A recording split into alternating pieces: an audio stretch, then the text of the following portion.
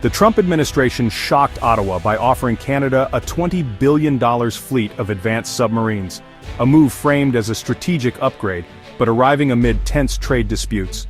For Prime Minister Mark Carney, the proposal was politically explosive. Accepting meant surrendering a huge chunk of the defense budget to a US-led project during a trade war. Rejecting risked further antagonizing Washington. Instead, Canada chose a third path, publicly exploring alternatives, signaling it wouldn't be pressured into a deal that might compromise its sovereignty or economic interests. The submarine offer became a symbol of Canada's struggle to balance its security alliance with the US against the need to assert independent policy. Canada's response to the growing submarine debate was both swift and highly visible, capturing the attention of the public and international observers alike. The government made it clear that it would not be rushed or pressured into a decision that could shape the country's defense for decades to come.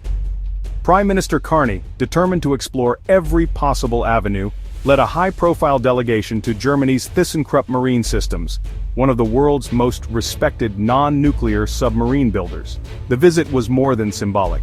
It was a hands-on assessment of advanced European technology and manufacturing. The Canadian team toured cutting-edge facilities, met with engineers, and examined the latest submarine models. Their presence sent a clear message. Canada was seriously considering European options, not just the American offer, and was willing to look beyond traditional partners. Germany, a NATO ally but outside direct US influence, represented a unique opportunity for Canada to modernize its fleet without the usual political baggage. By engaging with Germany, Canada could access proven technology while maintaining a degree of independence in its defense procurement. This move reassured Canadians that their government was actively seeking the best value and capability for the Navy, not simply defaulting to the closest ally. At the same time, it sent a subtle but unmistakable signal to Washington. Canada had options, and was prepared to use its leverage to secure the best possible deal. The search for new submarines quickly became more than a procurement process. It was a diplomatic tool. By engaging with multiple partners, Canada was able to diversify its alliances, strengthen ties with Europe, and reduce its over-reliance on the United States for critical military hardware. Whether or not Canada ultimately decides to purchase German submarines, the message of strategic autonomy and independent decision-making was now unmistakable, both at home and abroad.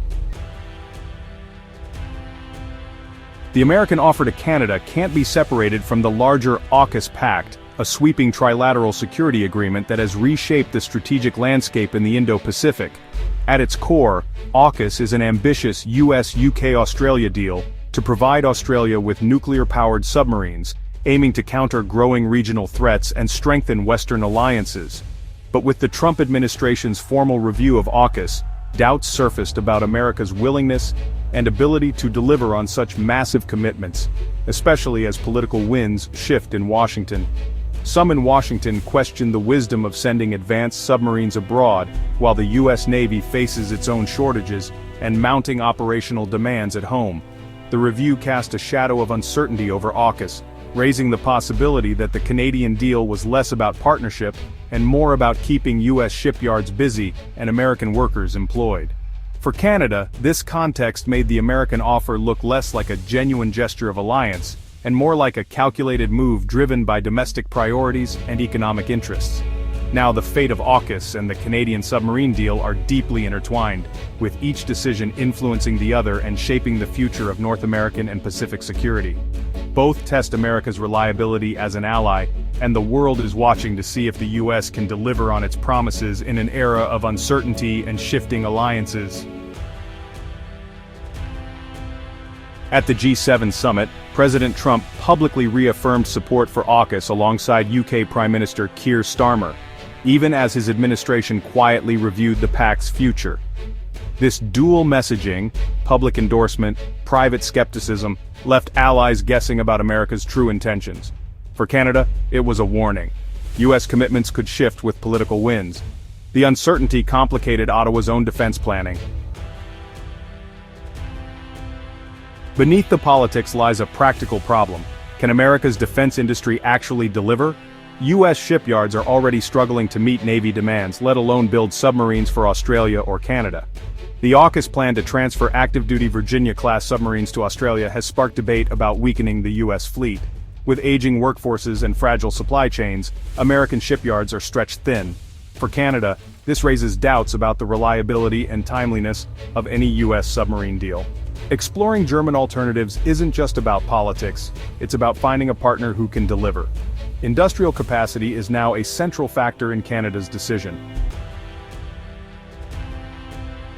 The submarine talks unfolded amid a bitter US-Canada trade war, with tariffs and retaliations disrupting both economies.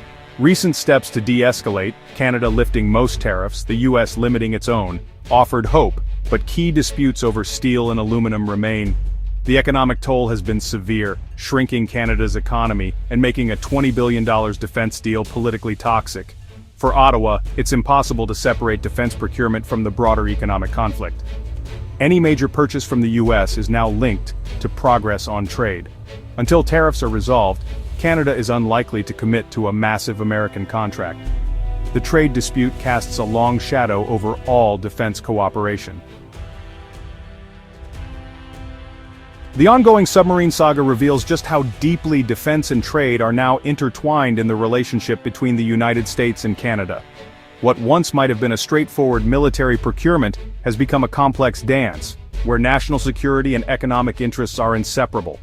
Every decision, every negotiation, is shaped by the realities of a globalized world, where alliances are tested not just on the battlefield, but at the bargaining table as well.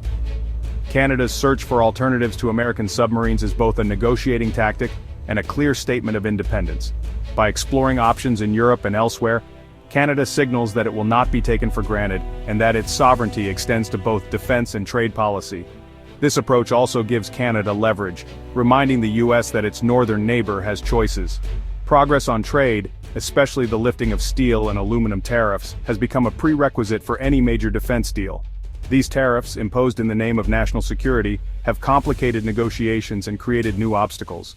For Canada, fair access to the US market is now directly linked to its willingness to buy American military hardware. America's own contradictions are on display. Selling advanced weapons to allies while waging a trade war undermines trust and raises questions about reliability. These mixed signals make it harder for partners like Canada to commit to long-term defense agreements, and they fuel debates about whether the US can be counted on in times of crisis. Canada's future defense choices will depend on whether the US can prove itself to be both a reliable supplier of military technology and a fair economic partner. If Washington cannot offer both, Ottawa may be forced to look elsewhere for its security needs, reshaping the defense landscape in North America. If not, Canada will keep diversifying its alliances, looking to Europe and beyond for both military cooperation and economic opportunity.